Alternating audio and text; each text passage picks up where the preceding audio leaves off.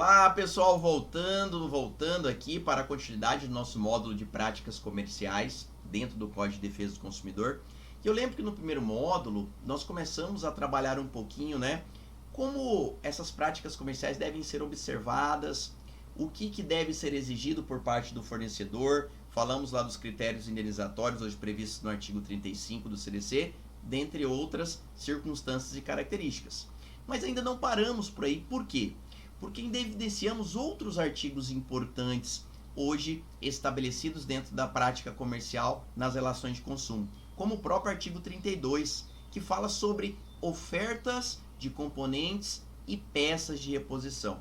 Olha que grande dor de cabeça, pessoal, muitas vezes nós temos na prática por estar adquirindo um veículo hoje e conduzirmos com esse veículo por um período de 5 anos. Será que daqui a 5 anos a empresa ela é obrigada a trazer peças de reposição? Será que a empresa, o fabricante, ele possui um prazo máximo para ser mantida a venda daquelas peças de reposição? Olha aí, por último, nós tivemos até o caso concreto, um caso verídico que foi da Ford do Brasil. A Ford parou de produzir em território nacional. Ora bolas. E quem tem carros da Ford, né? Por exemplo, sei lá, você tem uma Ranger, você, sei lá, tem um outro carro, um Ford Focus, ou carros mais novos que a própria Ford do Brasil veio a fabricar. Peraí, professor, se ela parou de fabricar, ela não terá a obrigatoriedade de continuar com peças de reposição, com componentes, para que caso meu carro venha a trazer problemas, eu possa repará-lo?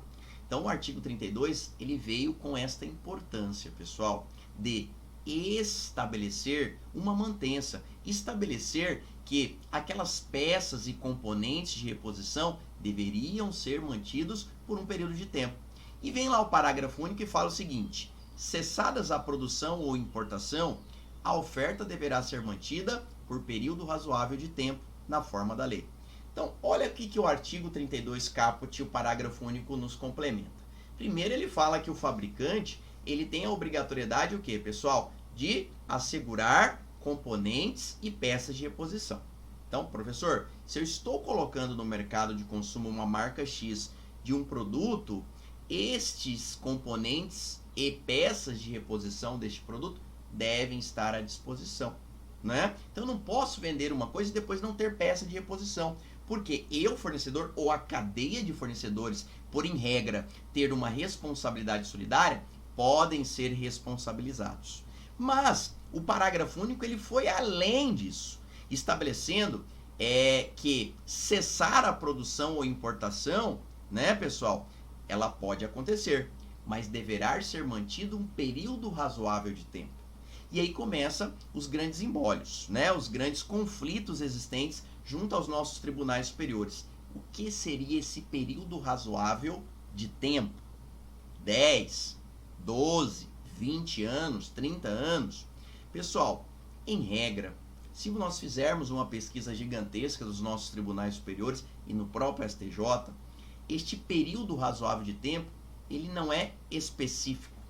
Ele ainda não tem uma corrente majoritária determinando que ele é de 5, que ele é de 10, que ele é de 20 anos. Então, tudo dependerá de um caso concreto.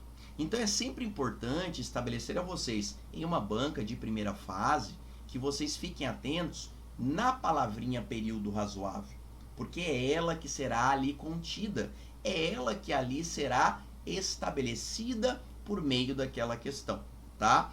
Porque hoje, se nós rebatermos a períodos de tempo, poderia ser uma questão, né, pessoal, com grande chance de ser ingressada com recursos, né? Então, para que a banca evite circunstâncias como tal e ela fale sobre peças de reposição, componentes de reposição, lembre-se que pode ser cessada a sua venda ou importação, desde que já tenha se mantido um período razoável de tempo, tá? Então, muitos trabalhos são observados hoje, para quem gosta de ler grandes doutrinadores na área de direito do consumidor, como a Cláudia Lima Marques, né? Como alguns outros grandes doutrinadores, como Sérgio Cavalieri Filho, como também Felipe Peixoto, que eles trabalham muito bem, né, pessoal, especificando esse período razoável de tempo e deixando bastante claro que hoje são várias visões que devem ser observadas. Primeiro, analisar em relação àquele produto qual seria, né, o período de uso desse produto no mercado de consumo. 2. Analisar a vida útil desse produto. Então são hoje critérios, características que serão observáveis para quê? Para que nós tenhamos a oportunidade de atingirmos esse período razoável de tempo, tá? Então tome um pouquinho de cuidado nesses critérios que podem ser conduzidos a um induzimento a erro sobre questões aí, né, no futuro concurso do MP que vocês possam vir a prestar. Bacana?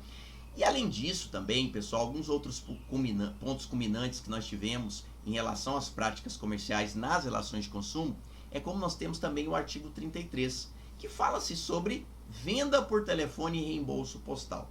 Olha que interessante, né, pessoal? Venda por telefone e reembolso postal. Televendas, hoje muito, né, pessoal, acessível e requisitado por parte da população. Pega o seu celular, faz uma ligação e ali você contrata um serviço e ali você pode comprar um determinado produto, né? Reembolsos postais também. E aí o artigo 33, ele traz uma redação bastante interessante, porque ele fala o seguinte: em caso de oferta ou venda por telefone ou reembolso postal, deve-se constar o nome do fabricante e o endereço na embalagem, a publicidade e em todos os impressos utilizados na transação comercial. Parágrafo único. Inclusão contida a partir de 2008. É proibida a publicidade de bens e serviços por telefone quando a chamada for onerosa ao consumidor que a origina. Então, olha que interessante, nós temos no artigo 33, a venda por telefone, ela é admitida, ela é autorizada, ela é prevista pelo nosso Código de Defesa do Consumidor. Mas lembre-se sempre, pessoal, que nós temos que cumprir o princípio da informação, que é um direito básico do consumidor. Ou seja, né, a venda por telefone em relação a um determinado fabricante, em relação a um determinado produto ou serviço, deve-se conter todas as informações sobre ele. Então, o princípio da informação, ele é claro, ele é específico, ele deve ser cumprido por essa cadeia de fornecedores. Informação clara, precisa, legível, ostensiva e sempre em língua portuguesa. E notem que o parágrafo único, pessoal, foi uma complementação muito importante em 2008, estabelecendo que é proibida qualquer tipo de publicidade de produtos, de bens, de serviço por telefone, que quando é feita pelo consumidor, ela torna-se onerosa. Então, pessoal, eu sempre, como empresa, como fornecedor, eu tenho que ter um número 0800. Isso não é um critério de cativar o seu cliente, de conquistar o seu cliente. Isto é uma obrigatoriedade prevista hoje pelo artigo 33, parágrafo único. Então, toda chamada originada pelo consumidor, lembrem-se, pessoal, buscando informações sobre uma publicidade de produto, de um bem, de um serviço, deve ser feita de forma gratuita. Ou seja, essa chamada ela não pode ser onerosa, ela não pode ser cobrada do consumidor. É até interessante aqui nós trabalhando, nós que estamos trabalhando aqui, né, o tema direito do consumidor para as provas do Ministério Público.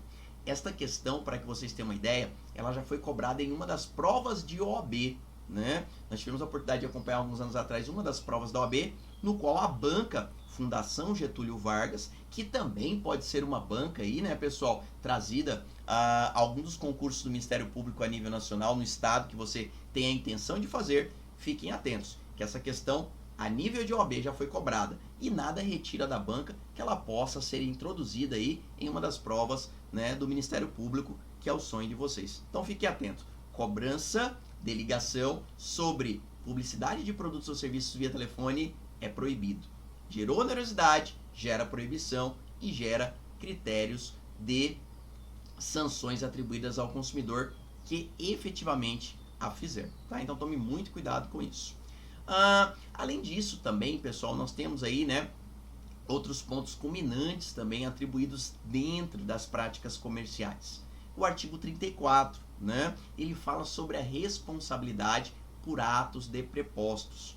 Por que nós falamos isso, pessoal? Hoje na prática, muitas vezes, aquela marca, ela não é representada diretamente pelo proprietário, mas ela é representada muitas vezes por quem, pessoal? Por prepostos, por pessoas que ali estão representando o seu patrão, representando aquela determinada marca. E olha o que o artigo 34 traz na sua redação. Fornecedor de produto ou serviço é solidariamente responsável pelos atos dos seus prepostos ou representantes autônomos. Então, galera, fiquem atentos. A cadeia de fornecedores terá responsabilidade, certo? Solidária sobre os prepostos ou representantes que ali estiverem à frente, colocando aquela marca no mercado de consumo. Então não adianta você aqui, pessoal, ser um fornecedor imediato, ou seja, ser um comerciante e divulgar esta caneta da marca X junto ao seu estabelecimento comercial. Se essa caneta de alguma forma trouxer dano ao consumidor, ou se essa caneta for apontado vícios em virtude da sua fabricação, pessoal, não tem como eu, diretamente comerciante, me isentar de responsabilidade. Por quê? A regra é que o fornecedor imediato ele tenha uma responsabilidade solidária. Beleza. Mas, professor, não foi eu que vendi esta caneta. Foi o meu preposto ou foi o meu representante. Ele trabalha na minha empresa, retirou essa caneta e foi vender ela lá no interior do estado.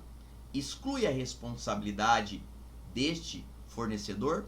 Não, porque a responsabilidade entre ele e seus prepostos será, solidária. Tá? Então tome muito cuidado com isso, pessoal. Lembrando de módulos atrás estudados que a regra do CDC é da responsabilidade solidária, não excluindo algumas exceções, que é o caso do comerciante, quando nós falamos do defeito no produto. Se for identificado defeito, ou seja, uma responsabilidade pelo fato em um produto, o comerciante quebra a solidariedade e é atribuída a ele uma subsidiariedade, tá? Então, regra, responsabilidade solidária atribuída aos fornecedores. Exceção, critério do comerciante, previsão do artigo 12 e 13 do CDC, do qual estabelece uma responsabilidade subsidiária, quando estivermos falando de uma responsabilidade pelo fato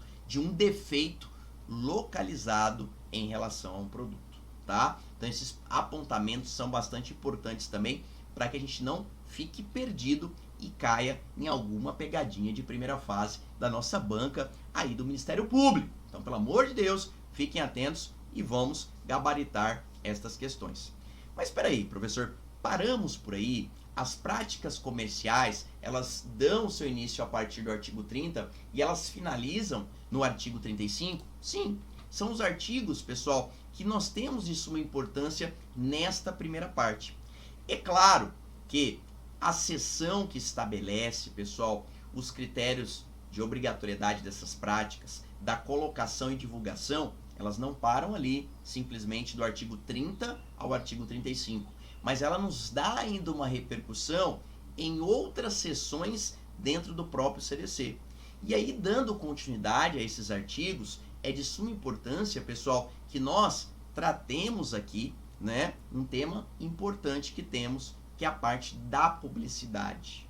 Por que eu falo que é um tema importante? Não é que os outros não sejam, mas a parte da publicidade é um tema que eu vejo muitos candidatos se perderem no dia da prova. Primeiro, porque não sabem diferenciar o tema publicidade de propaganda. Alguém já parou para pensar se existe alguma diferença entre publicidade e entre propaganda? Né? Porque muitas vezes a gente pensa que é a mesma coisa, principalmente se eu estou trabalhando com alunos que já têm outras graduações, como graduações na área de administração, como graduações na área de marketing, como graduações na área de contábeis. Galera, aqui é importante vocês fixarem o seguinte, que existe uma diferença entre esses dois institutos. De um lado a publicidade e de um outro a propaganda. Tá? Mas como que eu vou fixar isso, professor? Como que eu vou individualizar esses dois pontos no dia da prova? Quem quiser anotar aí, é um tema importante e é bom que vocês anotem para que não esqueçam.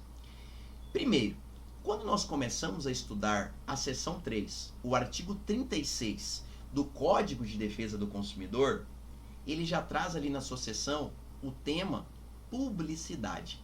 Da publicidade. Da publicidade. Bacana. Por que ele não fala da propaganda? Ou da publicidade e propaganda? Por que o nome propaganda ele não é incluído dentro da seção 3 do artigo 36 e seguintes do CDC? Por um ponto básico, pessoal, que publicidade diverge de propaganda. Ponto culminante. Então, começamos por aí para entendermos que existe uma diferenciação entre os dois institutos. E quem quiser anotar, é uma diferença básica. Primeiro, publicidade serão todas as informações, todos os informes que chegam até vocês, que tem como finalidade a circunstância lucrativa e comercial. Repetindo, publicidade são todos os informes que chegarão, todas as informações que chegarão até vocês com a finalidade comercial e lucrativa. Falou em comércio, falou em lucratividade, lembre-se, publicidade. Então, professor, quando eu ligo a TV e falo assim, ó, rádio, R$ 1,99 somente hoje nas Casas Bahia, publicidade. Por quê? Estamos falando de comercial, estamos falando de lucratividade. Então, são características primordiais estabelecidas no Instituto da Publicidade. E a propaganda, professor, como ela é tratada? Já a propaganda, pessoal, olha que interessante. Propaganda são todas as informações que chegarão até a vocês com a finalidade social, com uma finalidade meramente social, uma finalidade ideológica. Como assim, professor? Quando você liga a TV e passa ali, ó, o prefeito da cidade de Cuiabá, Mato Grosso, inaugura a nova ponte que liga Cuiabá a Várzea Grande. Então aquilo é uma publicidade ou uma propaganda, professor? Uma propaganda. Porque com a finalidade daquela divulgação daquele informe, pessoal, tem uma finalidade meramente social, né? Uma finalidade meramente ideológica. Então eu tenho que deixar um pouquinho de lado nos meus estudos a propaganda, porque ela não foi focada, ela não foi trazida por parte dos nossos legisladores na Lei 8.078. Eles foram bastante claros em estabelecer as características advindas quanto à publicidade. Então nós já tivemos, já concursos, pessoal, que trouxe a palavra propaganda, induzindo você a erro. De que forma? Às vezes eu posso abrir lá o meu caderno de prova e pode estar uma questão contida assim, ó. Publicidade enganosa ou propaganda enganosa? Vocês já pararam para pensar? Professor, eu não estudei isso aí, não estudei isso ainda, professor. E agora? Publicidade enganosa ou propaganda enganosa? E se eu tiver lá alternativas na minha primeira fase do MP? A, isso se considera uma publicidade enganosa. B, isso se considera uma propaganda enganosa. O que você marcaria nos 50% de erro aí? A ou B? Porque as outras você já eliminou, você saberia naquele caso que não seriam aplicáveis ali. Colocaria publicidade ou propaganda? Ah, professor, agora é fácil, porque nós já sabemos que no estudo das relações de consumo eu trabalho com publicidade e não propaganda. Ou seja, diga-se de passagem, nós não temos propaganda enganosa, nós não temos propaganda abusiva. Nós teremos publicidade enganosa, nós teremos publicidades abusivas. Então, olha a diferença que pode você ser induzido a erro no dia da prova. Já pensou? Mas eu sei que a partir de agora vocês não terão mais esse problema porque já está fixado. Vocês vão lembrar do professor Silvio lá gritando nos ouvidos de vocês, falando: meus queridos, a publicidade é o tema de estudo dentro das relações de consumo. Deixe a propaganda de lado. Mas se a banca exigir a caracterização de cada uma, lembre-se, publicidade, fins comerciais, fins lucrativos. Do outro lado, a propaganda, nós teremos fins sociais, fins ideológicos. Pronto, diferenciei e já irei começar a trabalhar do que tem grande importância para nós, que é a parte da publicidade, tá?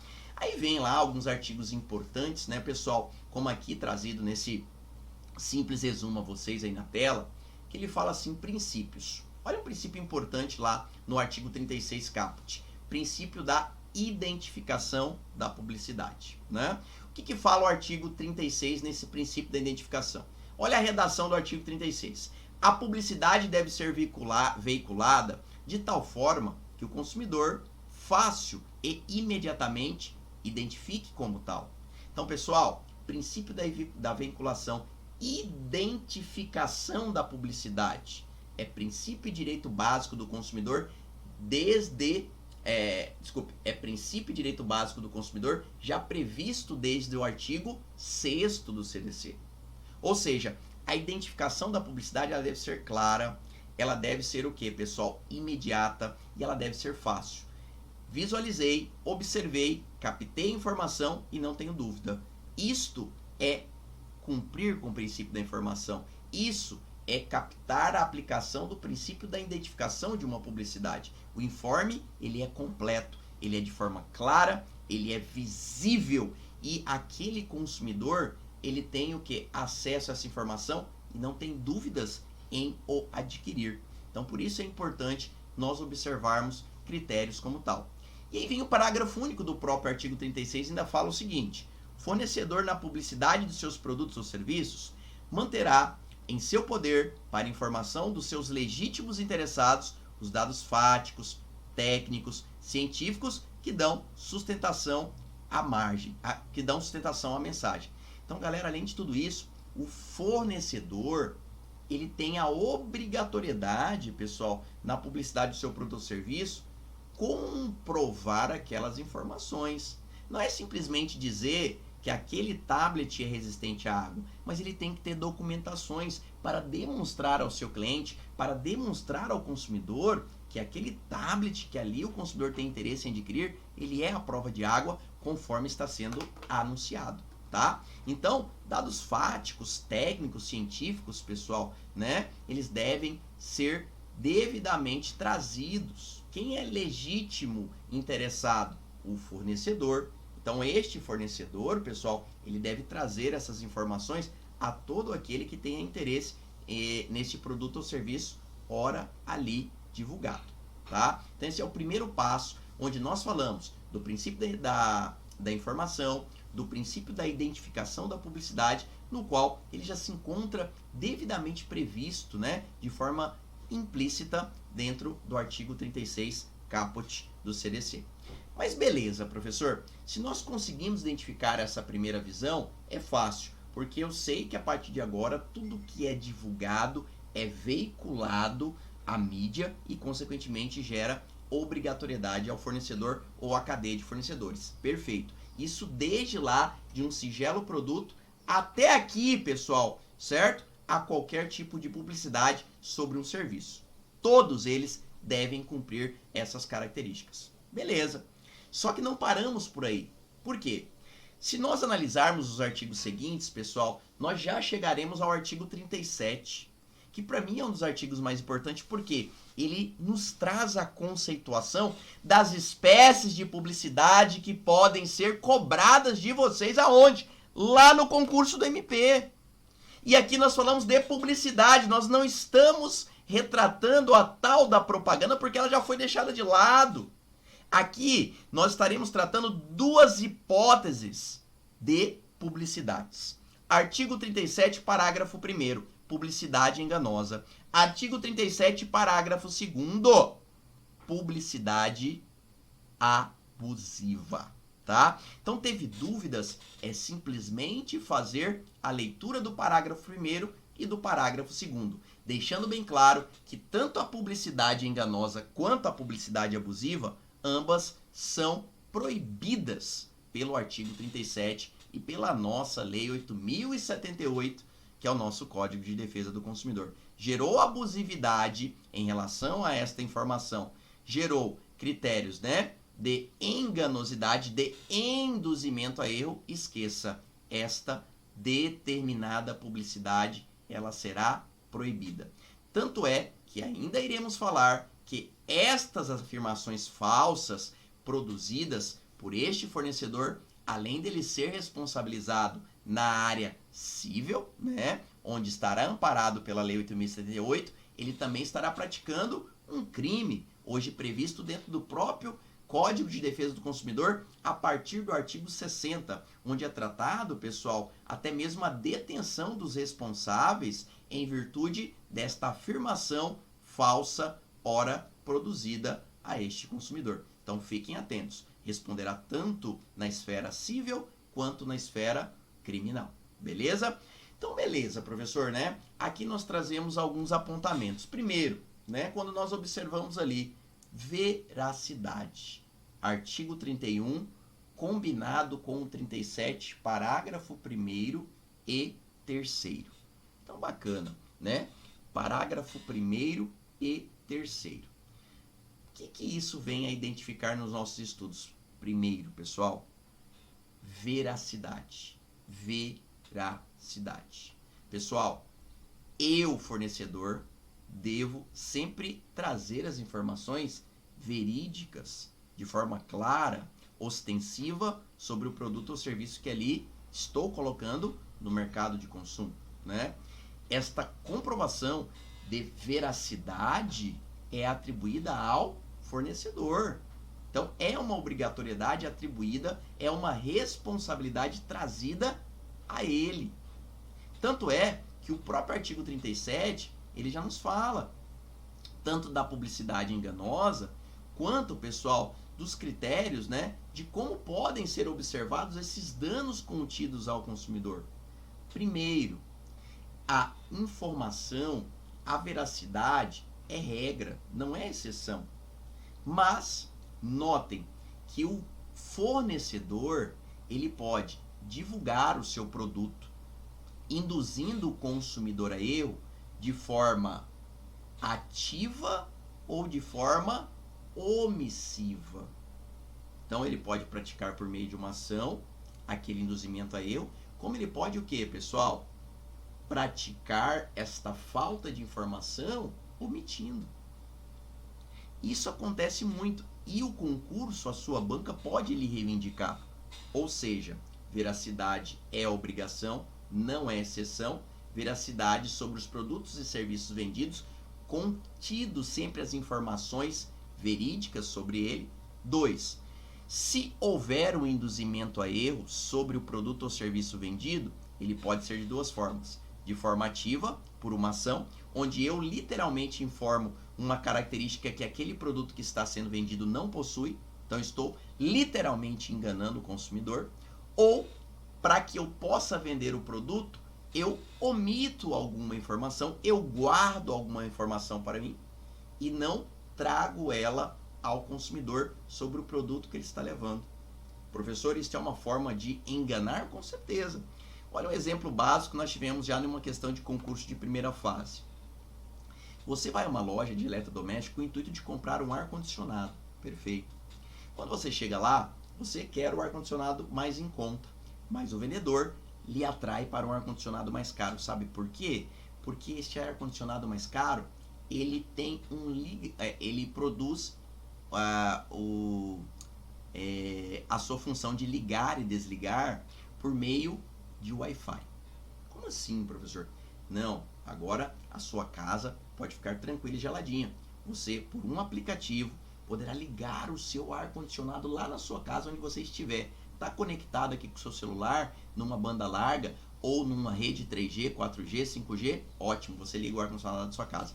Você fica louco no ar-condicionado, você fala, cara, que legal, né? Às vezes demora, a casa está super quente, eu ligo antes, a hora que eu chego lá está geladinho a casa. E ele lhe mostra o ar-condicionado em funcionamento, porque ele tem lá um modelo à disposição e ele lhe vende esse ar-condicionado e você vai todo alegre para sua casa. Dias depois, os técnicos instalam o ar-condicionado e a hora que ele termina, ele entrega o controle na sua mão e fala assim, tá tudo certinho, ó, tá aqui o ar-condicionado instalado, o valor é X. E aí você fala, como que eu faço para ligar ele através do celular? É só baixar o aplicativo? Ele falou, não, meu querido.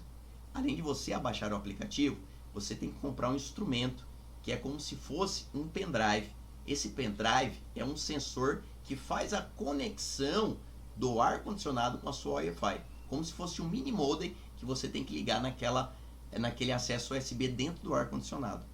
Mas espera aí, ele só funciona se tiver esse pendrive? Sim. E se eu não tiver o pendrive? Ele cumpre todas as suas funções, menos a de conexão de Wi-Fi. Você fica revoltado, fala, cara, mas eu fui lá e o vendedor me garantiu que o ar-condicionado era completo, que ele tinha todas as funções. Só que a hora que você volta lá, o vendedor fala, não, o ar-condicionado tinha essa função sim, mas em nenhum momento eu falei para o senhor que ele funcionaria sem comprar o pendrive. Ele falou isso mesmo? Não. Ele lhe induziu a erro? Na maioria das vezes sim, pessoal. Ou seja, ele omitiu uma informação, que o ar-condicionado só teria a função Wi-Fi se você comprasse o pendrive. Por que ele omitiu? Porque ele sabia que se ele tivesse lhe informado, provavelmente você não compraria o pendrive, porque o pendrive é caríssimo, é quase o valor do ar-condicionado. Então olha aí um exemplo básico que eu tenho de uma publicidade enganosa por omissão. O que é esta publicidade enganosa prevista no artigo 1º? É quando a divulgação é feita, a informação chega ao consumidor que induz esse consumidor a erro, com uma afirmação totalmente ou parcialmente falsa. Então, todas as vezes que eu divulgo um produto ou serviço, esta informação chega ao consumidor, ela veicula, né? Eu uso dos meios de veiculação. Então, gera obrigatoriedade. Gerando obrigatoriedade, tem que ser cumprida. Mas, professor, ele me induziu a erro. Ele omitiu informações que deveriam ser trazidas para que eu pudesse ter a minha total confiança naquele vendedor, naquele produto e levá-lo para casa. Só que ele me transmitiu essa confiança omitindo informações e me induziu a erro. Então o ar-condicionado funciona, ele gela sim, mas aquela função Wi-Fi, ele só tem se comprar o pendrive e não foi informado. Então ali eu tenho uma informação parcialmente falsa, através de uma omissão, né? E muitas vezes também, pessoal, eu tenho esta publicidade enganosa de forma ativa, por uma ação. Eu literalmente trago uma informação que não existe sobre o produto ou serviço, né?